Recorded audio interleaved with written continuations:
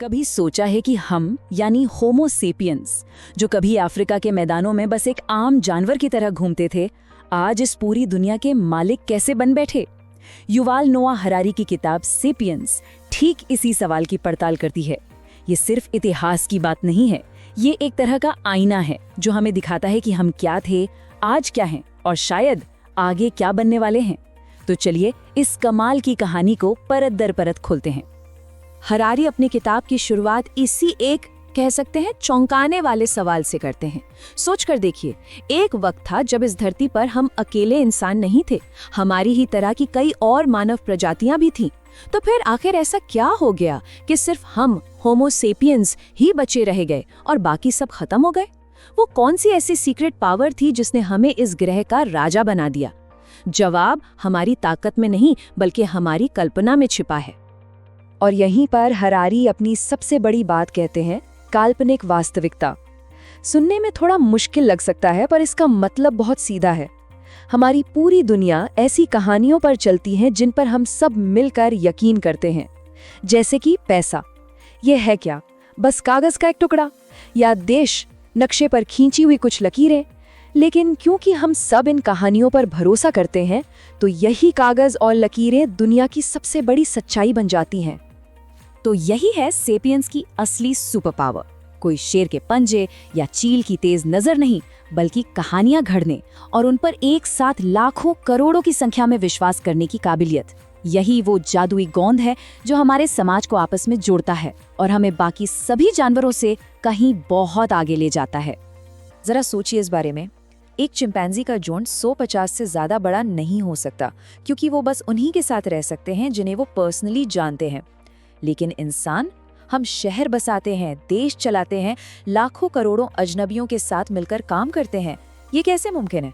सिर्फ और सिर्फ इसलिए क्योंकि हम सब एक ही कहानी पर यकीन करते हैं, चाहे वो किसी कंपनी का लोगो हो, किसी देश का झंडा हो या फिर किसी धर्म की किताब हो।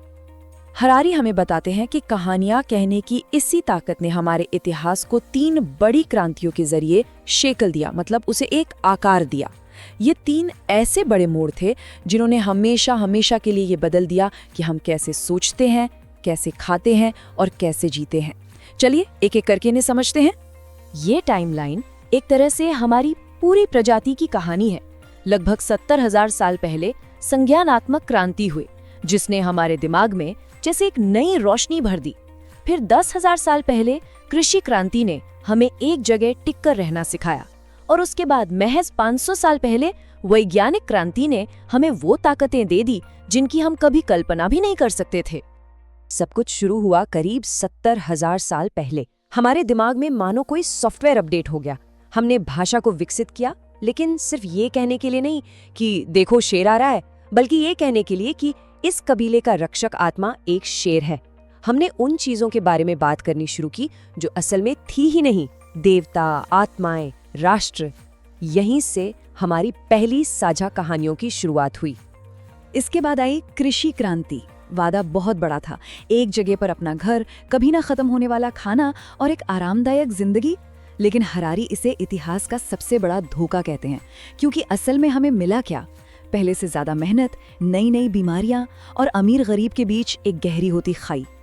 इससे एक बहुत बड़ा सबक मिलता है, हर तरक्की हमारे लिए अच्छी हो ये बिल्कुल भी जरूरी नहीं है। और फिर सिर्फ 500 साल पहले एक और जबरदस्त आइडिया ने दुनिया को बदल कर रख दिया। वो आइडिया था, हमें सब कुछ नहीं पता। इतिहास में पहली बार हमने अपनी अज्ञानता को माना और जवाब ढूंढने के लिए निकल पड़े।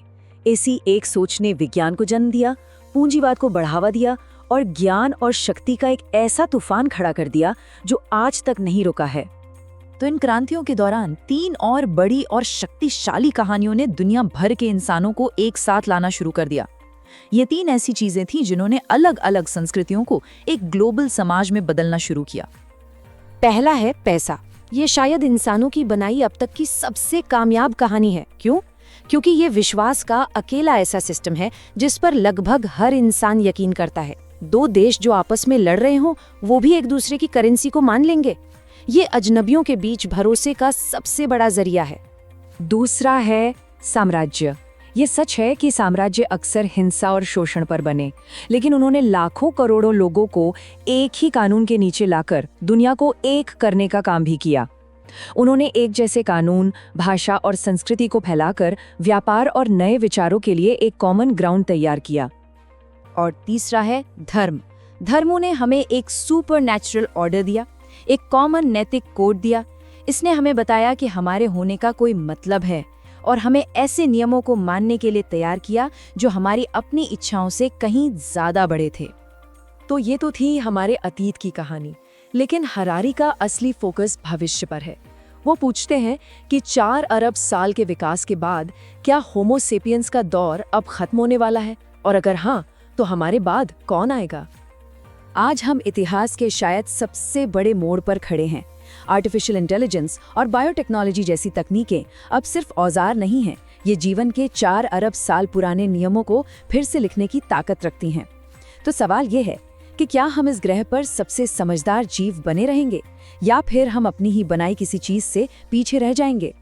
और इससे भी एक गहरा सवाल खुद हमारे बारे में है। क्या हम इन तकनीकों का इस्तेमाल खुद को अपग्रेड करने के लिए करेंगे?